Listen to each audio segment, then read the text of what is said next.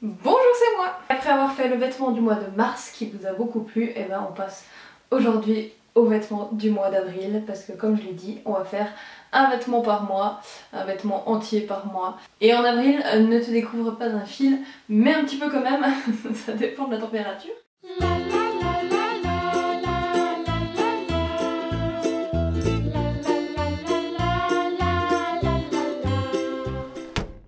Et moi j'ai ce tissu là que j'adore, que je trouve vraiment très joli, je vous le montre. Il y a un peu des petites fleurs brodées dessus et tout, il est assez cool, je l'aime bien. Je voulais absolument lui trouver une utilité et j'ai eu une idée. J'aimerais faire un pull un peu crop top, assez moulant, et puis après on met quelque chose dessous comme un petit top. L'idée c'est de faire un petit pull mais du coup qui tient pas tellement chaud. Mon problème dans cette histoire c'est que j'ai pas de patron et faire le patron pour moi-même c'est impensable. Je suis parfaite patron depuis 5 ans et puis même quand j'apprenais à les faire, je galérais. Du coup, on va un peu improviser. J'ai ce t-shirt, ceux qui ont vu mes premières vidéos savent qu'est-ce que c'est. Je vais prendre ça comme patron.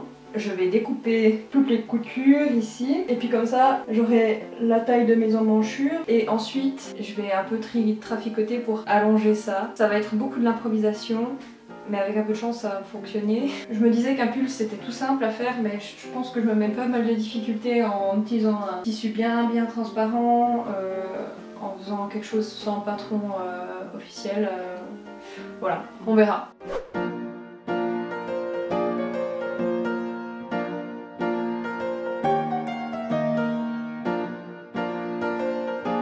Je suis la seule à travailler par terre ou bien vous aussi vous faites ça?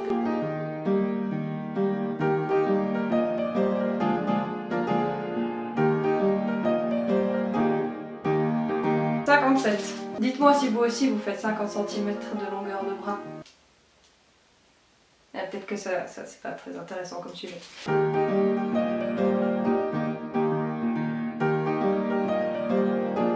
Franchement, si ça marche alors que je suis en train de tout faire à l'arrache, c'est fantastique. Pas que je fasse des conneries, hein. J'ai peur de pas avoir assez. Ma manche elle rentre pas du tout en fait. Je sens que ça va être une galère. Il se met pas bien à plat et tout, c'est vraiment pas évident. Comment on fait pour mettre à plat un tissu pareil quoi? Une demi-heure que je tourne et j'ai pas fait grand chose. Et les broderies s'accrochent entre elles. Et du coup j'arrive pas à le mettre à plat, c'est terrible. Par contre, donc ça c'est le col. On va faire ici beaucoup plus fermé. Hein. J'ai pas envie qu'il aille en V comme il était sur le t-shirt. Je peux peut-être le mettre là. Et je fais une couture au milieu d'eau ma foi. Ou est-ce que la manche je la mets dans l'autre sens? Enfin, je me dis, s'il y a de la broderie partout sur les hauts, et que ça commence la manche par du vide, ça sera bizarre. Donc j'ai meilleur temps de la mettre à l'envers. Vous voyez, comme ça. Et comme ça les dessins se finissent sur le bras. Vous savez quoi? Au mieux on se retrouve une fois que j'ai coupé toutes les pièces, ok? Parce que c'est un peu long quoi. Ma toute. Vous savez pas ce que je viens de faire? J'ai dit que je voulais pas l'encolure comme ça et j'ai coupé. Ah, ça me saoule. Ça m'apprendra à me concentrer aussi. Bon voilà, c'est tout ce que je voulais vous dire. On verra bien ce que ça donne. Voilà, j'ai toutes mes parties de vêtements. Je suis juste trop saoulée d'avoir coupé le col ici en V alors que c'est pas du tout ce que je voulais. Mais bon voilà, ma foi c'est la vie, on s'adapte. Je vais assembler le vêtement en entier, mais de façon rapide, sans faire les petits détails. C'est juste pour voir ce que je dois reprendre, qu'est-ce que je dois resserrer, etc. On se retrouve après. Voilà ce que ça donne. Là il est trop long, hein. Mais surtout en fait il est élastique dans ce sens, mais pas du tout dans ce sens. Donc je suis un peu coincée. Après là les manches elles sont évidemment trop longues. Je pense que ça peut être joli mais c'est difficile de visualiser comme ça. J'ai enlevé les manches pour pouvoir faire bien mes finitions. Et aussi parce que c'était quand même bien serré. Parce que j'avais laissé 2 cm de... Comment on appelle? Bon, j'avais laissé 2 cm quoi de marge et je vais laisser moins du coup. Et j'ai sorti ma surjeteuse. Ici là, il y a une lame qui coupe directement le tissu et là il y a une double aiguille et puis il y a 4 fils derrière et ça c'est le top pour faire de belles finitions.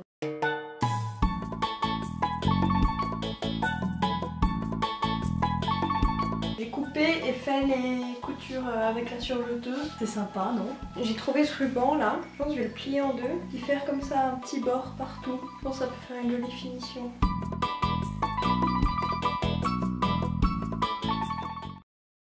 Je l'ai fini, je vous montre ça.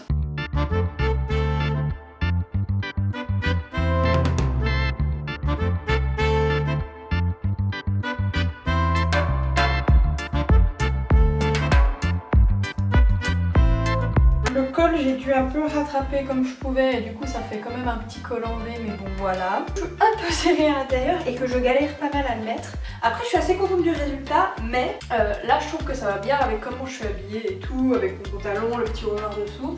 Mais je peux pas l'allier avec n'importe quel vêtement, enfin il faut trouver, je trouve, la bonne combinaison pour que ça aille bien. C'est cool pour porter par-dessus un petit crop top comme j'ai là. Je suis moins transcendée forcément que le vêtement du mois de mars, parce que mon vêtement du mois de mars c'était aussi un travail beaucoup plus compliqué, beaucoup plus long, j'étais plus enthousiaste. Mais je suis quand même contente d'avoir fait ce haut que je vais porter. C'est la fin de la vidéo, merci de l'avoir regardé, j'espère que vous aura plu. Dites-moi évidemment ce que vous pensez de ce petit haut dans les commentaires. On se retrouve bientôt pour d'autres vidéos et au pire des cas, si j'arrive pas à être hyper régulière, au pire des cas on se retrouve pour le vêtement du mois de mai. Portez-vous bien sûr et à très vite.